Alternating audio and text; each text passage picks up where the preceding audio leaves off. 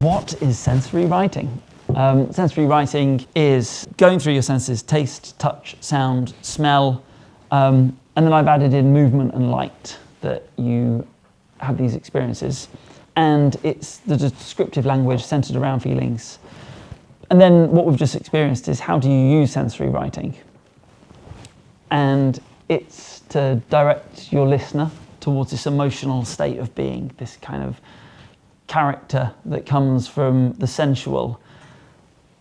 I think a lot of songwriters can stick with the narrative, which is great. You're trying to direct people politically or socially, or telling them what's wrong and what's right.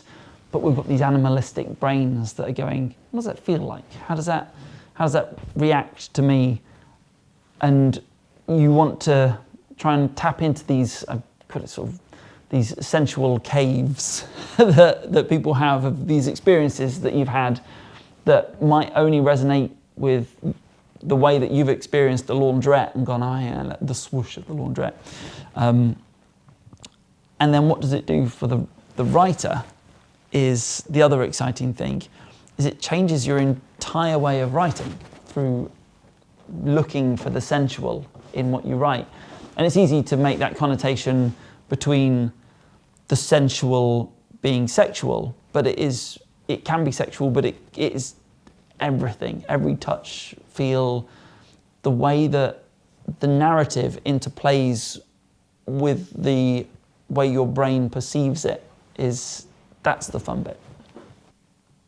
I wrote an example of how directed language might change your perception of the sensual. The burning filled my nostrils with acrid smoke. My eyes brimmed and streamed with salty tears, blurring further what little light that still hung in our kitchen. The love and the care had faded away. The chill of an empty space was all that remained, sending shivers down my spine. The birthday cake was burnt. The celebration never began. Only a bitter taste remained. So all I've put in there is the idea of burning, which gives you a sensation of the smell of burning, filled my nostrils. I've used the word acrid smoke, so I've directed people that this is a negative connotation. So if we think about our senses as being these on-off switches of going, smoke is happening, colours are coming through, there's not obviously a negative or a positive connotation to that. I use the example of a clown at a children's birthday party blowing up balloons, and for some people that might be freaky enough, but that clown in that situation is a lovely image of entertaining children.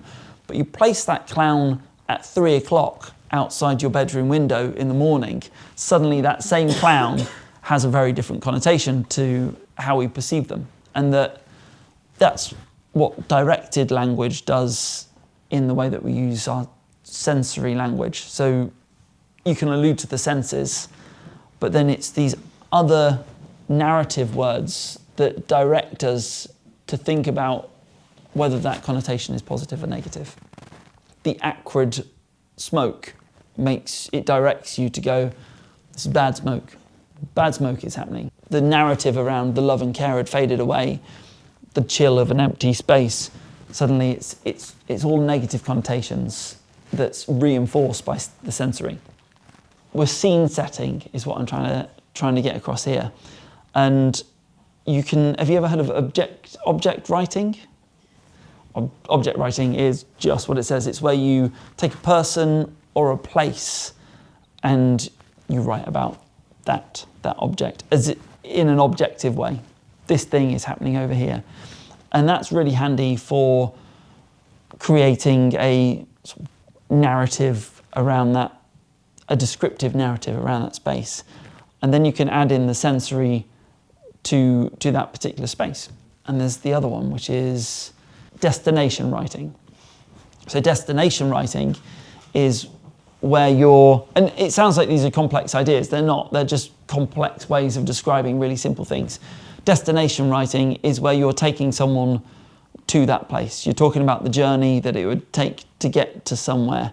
There's this kind of pragmatic way of using sensory elements in between your object writing and your destination writing. Essentially what you're saying is, this is happening outside, this is how I feel about it. Now this is happening, this is how I feel about it. And it's trying to take people through that journey of objective and narrative and sensory projection. Does that make sense? And then what you did was you used a literal tool. So you used the alliteration of the E's within your poem, which gave a sensory outcome. And the examples that I used was sibilance, trying to suggest the ocean, and the connotations of the ocean being salt and sound. And that sometimes you can do sensory writing without actually describing the senses that you're feeling. You can use a literary tool or onomatopoeia or alliteration to reference a scenario that might have senses imbued within it. And then also you can use, in your narrative construction, you can reference like festivities or periods of time, like stick season. I love Vermont, but it's the season of the sticks. It doesn't have that much sensory writing in it, but the fact that he's used a negative connotation to describe that winter season by calling it the season of the sticks, and it's taken us all to this place of what should be getting together in winter and being close to each other, but with this sort of parody of being torn apart in this relationship. And the other one that made me think of that was by Joni Mitchell. It's coming on Christmas, we're cutting down trees, sing songs about reindeer, but none of that stuff is happening to her. She's observing this from a distance. And immediately you're taken into this Christmas sense space of whatever you in your own emotional sensory caves see Christmas as, and the smells and the feelings and the emotions that come with that. But then she spins it. Not only does she spin it with the sort of parody of Jingle Bells, ding ding ding ding ding ding ding ding bum bum bum. It creates this sort of alternative universe of Christmas when you're wondering what happened to your adopted child, and you're wondering how you're going to escape or survive this period of time that you're trapped within. All the sensory stuff that she does within it are imbued with this somber, otherworldly lilt that makes the listener go, she ain't loving Christmas. She's looking for an escape route, and she does it in a beautiful, friendly, romantic way. But there's this underlying melancholy that sits within it that is part of, it taints every element of the sensory that goes along. So what am I trying to say? I'm trying to say that sensory writing is a tool that fits in with your destination writing and your object writing. So how you describe a person and how you describe the narrative of where you're going, and how you unpack this is what I see, this is how I feel process of songwriting.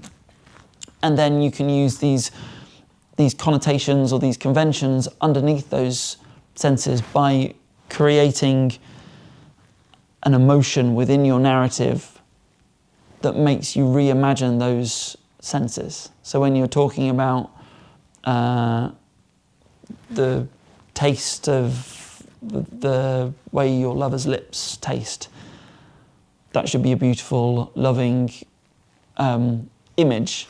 But when the narrative says this person's gone, this person's died, this person's left you, then suddenly that sensation is bittersweet.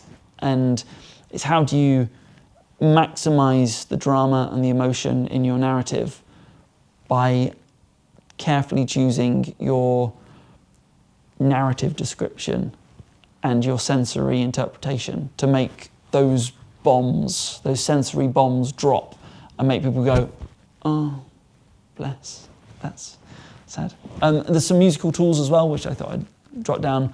Things like drones or modes, minor harmonies, changes in time signature and rhythms, descending or ascending cadences, leading progressions, counter melodies, and motifs.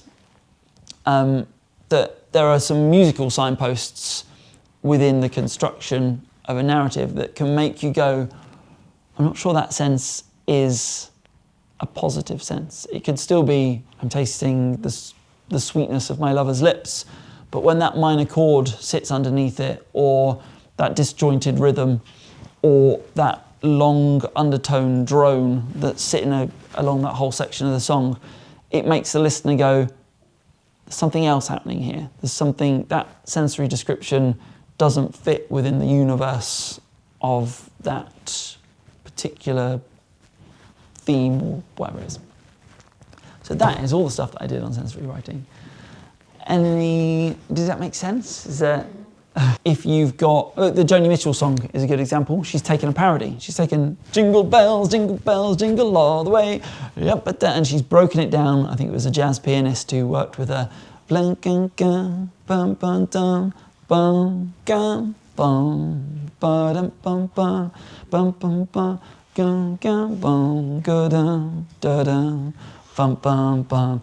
In that opening phrase, it's saying, this is Christmas, but Christmas isn't the same for everyone. Some people see it at a distance, they feel it at a distance, and the emotions are very different for them.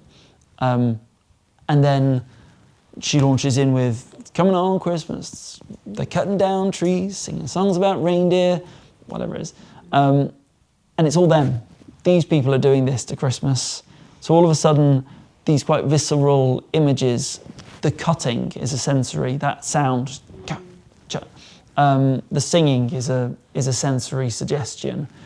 And she's doing it subtly. She's not saying, I can hear them singing, or the drilling sound of next door neighbours putting up the Christmas decorations, or it's not an invasive thing, it's just an observation that then gives us permission as purveyors of Christmassiness to go, oh, I know how my Christmas feels.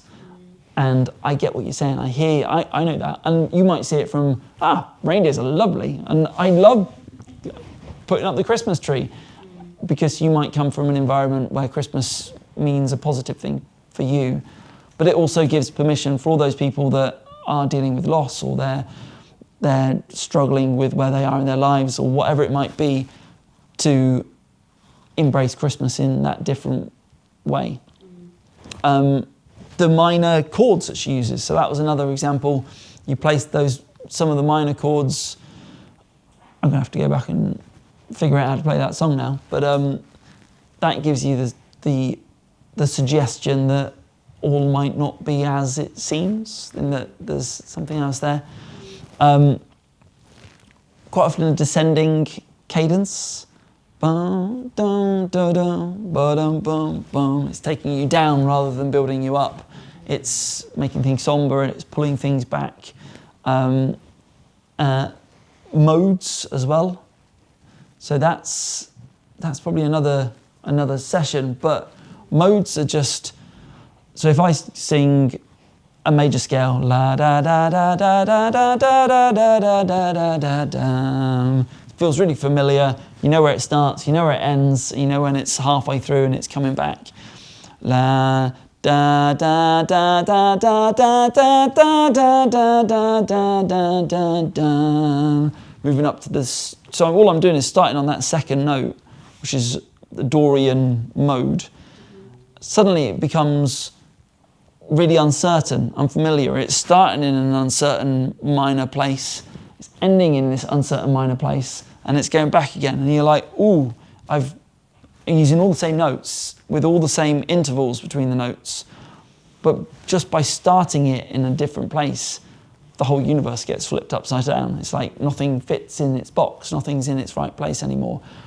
And then when you extend that scale and you add in the harmony of that scale, which is just playing a chord, the first, third and fifth note that might make the triad of the first chord in that Dorian scale suddenly makes a D minor rather than a C major. So it's this the whole world gets flipped upside down, and that has an effect on your perception of narrative.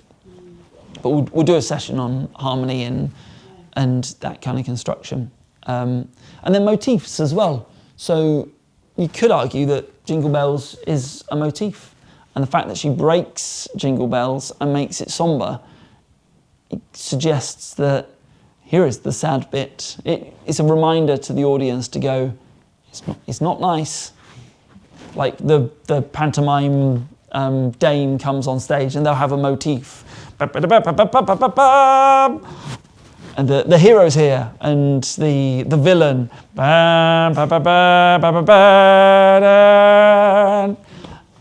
And so you've got these leading ideas that leads the audience into thinking, I should perceive these senses in a negative or positive way.